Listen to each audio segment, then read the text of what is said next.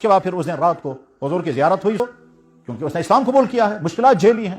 رات کو حضور کی زیارت ہوئی، زیارت کے حضور نے فرمایا اسی دفتر میں ملاقات کی، جس دفتر میں اس کا کام نہیں ہو رہا تھا اسی دفتر میں کہتا ہے میں باہر کھڑا تھا، مجھے کسی نے بتایا حضور اندر آئے ہیں، میں دوڑ کر کے سیڑھیوں پر چڑھا تو سیڑھی پر مجھے حضور ملے، فرمایا میں صرف تم سے ملنے کے لیے آیا ہوں، یہ تمام دفتر کے لوگوں سے مجھے نفرت ہے، اور دفتر میں تمام اوپر چلے کے مسلمان ہیں۔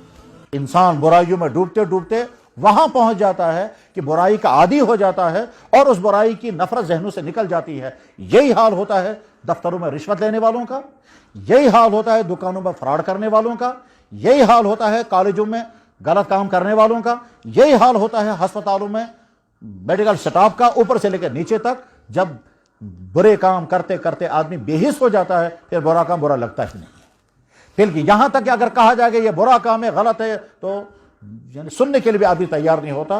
اور اتنا ہی نہیں بلکہ ایک قدم اور آگے بڑھ کر کبھی کبھی انسان کی زبان پر وہ جملے آ جاتے ہیں جن جملوں کے نتیجے میں اس کا ایمان ختم ہو جاتا ہے۔ مثلا مجھے یاد ہے ایک شخص نے مجھ سے کہا، ہو سکتا ہے یہاں ہوں گے بھی وہ، انہوں نے بھی کلمہ پڑھا تھا، وہ مجھ سے ملے یہیں شہر میں، اگر کہنے لگے کہ جی پہلے تو ملے اور روئے وہ، اور بہت دیر رونے کے بعد پھر انہوں نے کہا مجھے حضور کی زیارت ہو گئی ہے۔ میں نے کہا اللہ اکبر، کیا ہوا؟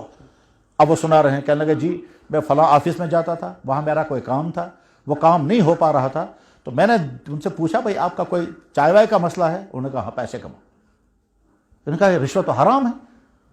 اس نے کہا کہ رشوت تو حرام ہے۔ انہوں نے وہاں سے کہا کس نے حرام کی؟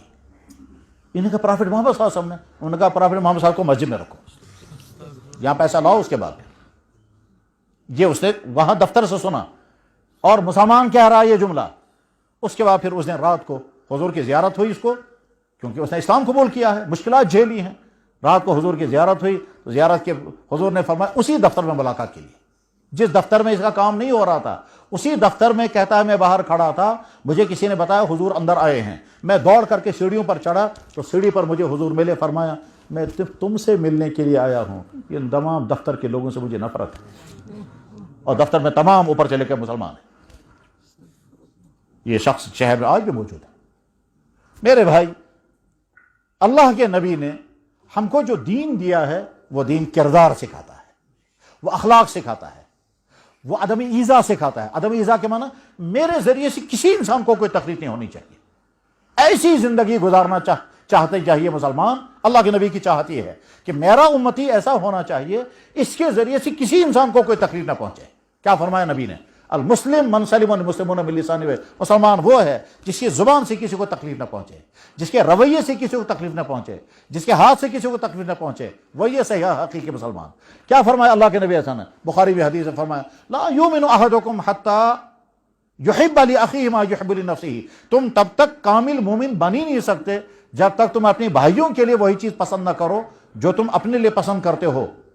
سلام محمد رسول اللہ کی بارگاہ میں دنیا میں اخلاقیات پر انسائکلوپیڈیا لکھے گئے ہیں، دنیا میں اخلاقیات پر لائبریریاں کھڑی ہیں، مگر محمد رسول اللہ صلی اللہ علیہ وسلم کا ایک جملہ دنیا کی تمام لائبریریوں پر بھاری ہے۔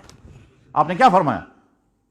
تم کامل مومن تب بنو گے جب اپنے بھائی کے لیے وہی چیز تم پسند کرو گے جو اپنے لیے پسند کرتے ہو۔ تو آپ نے سٹینڈرڈ اپنی ذات کو بنوایا، کسوٹی اپنی ذات کو بنایا۔